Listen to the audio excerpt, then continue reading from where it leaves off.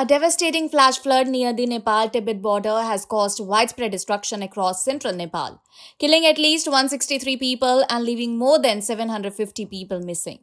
Among those reported missing are 133 Indian nationals and many of whom were traveling towards Kailash Mansarovar in Tibet. Rescue and relief operations are continuing while authorities on both the sides of the border are working to locate all those who remain unaccounted for. Well, the disaster began near the Nepal-Tibet border after a massive repeat.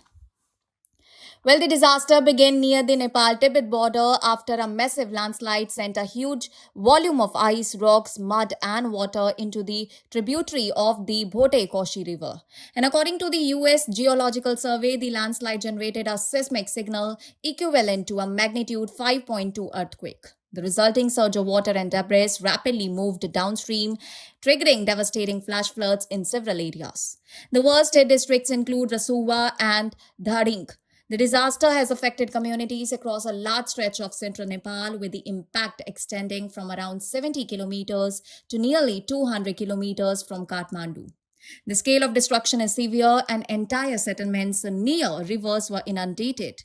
Vehicles were swept away, and bridges collapsed under the force of the water, and at least 19 motorable bridges have been washed away, while a 42-kilometer road connecting border crossing in Rasuwa was also destroyed.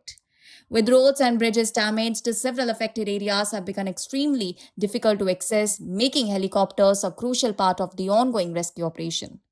The floods have also caused extensive damage to Nepal's hydropower infrastructure, as according to the Independent Power Producers Association Nepal, 8 operational hydropower projects with a combined capacity of around 354 megawatts were damaged, along with 5 projects that were still under construction. And among the major affected facilities are the 111 megawatt Rasuwa Gadi hydropower project, the 78 megawatt Sanjan Khola hydropower project, and the 60 megawatt Upper Trishuli 3A project. The human toll continues to rise as bodies have been recovered from several districts, with Chitwan reporting the highest number of recovered victims, followed by Dhading and other areas. And more than 750 people remain missing, and officials fear that the death toll could increase as rescue teams reach areas that remain cut off. And among the missing are 133 Indian pilgrims traveling towards Kailash Mansarovar, one of the most important pilgrimage destinations for Hindus, and communication networks have been disrupted in several affected areas, making it really difficult for families and authorities to establish the whereabouts of all those traveling in the region. Well, the Isha Foundation has also reported that 77 of its members were at an immigration center when the flood struck and are currently unaccounted for. Founder Sadhguru also said that there was no official information about their whereabouts at the time, while 495 members of the organization had already returned safely.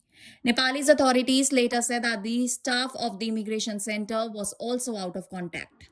Nepal has mobilized the army, armed police force, and police for the rescue operation. Helicopters are being used to reach stranded people and deliver assistance to locations that cannot be accessed by road. Prime Minister Balendra Shah has chaired emergency meetings and directed authorities to provide all the necessary assistance to the affected communities, while assuring victims that the state is using its available resources to support rescue and relief efforts. India has also stepped up its response as PM Narendra Modi spoke with Nepal's Prime Minister and assured him of all the possible humanitarian assistance. India has already sent 10 tons of humanitarian assistance and disaster relief material, including temporary shelters, blankets, hygiene kits, solar lamps, and medicines. And the supplies were transported to Kathmandu by an Indian Air Force C-130J aircraft, with additional air operations being prepared to send further relief material. Well, the Indian Embassy in Kathmandu is also coordinating with Nepalese authorities to help affected Indian nationals, as emergency helplines have also been issued for families seeking information or assistance. Several Indian states are separately tracking their residents who may have been affected, as Tamil Nadu has reported that the whereabouts of 37 out of 57 tourists from the state were initially yet to be confirmed, while 20 had been accounted for.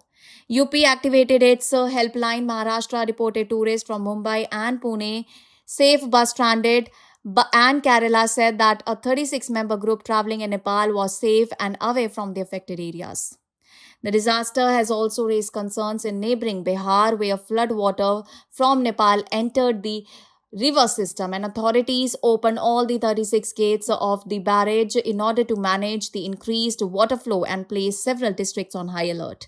Officials have been instructed to monitor rivers, embankments, bridges, and low lying areas, while NDRF teams, boats, shelters, and evacuation plans have been kept ready. The disaster has also affected the Tibet region of China, as the border area reported mudslides and flooding, with 3 deaths and 265 people reported missing, although authorities said that those figures were still being verified.